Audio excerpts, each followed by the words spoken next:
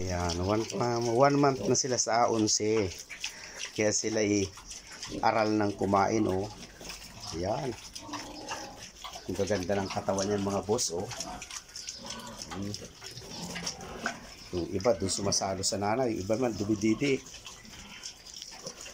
Nakaubos na yan ng isang pack ng booster.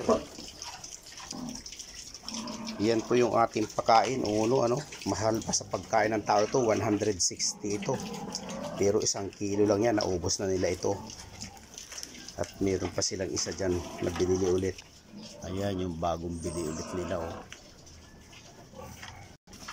Mas mahal pa sa pagkain ng tao ang kilo ng kanilang pagkain. Lalapad ang kalugbog, oh. Oh.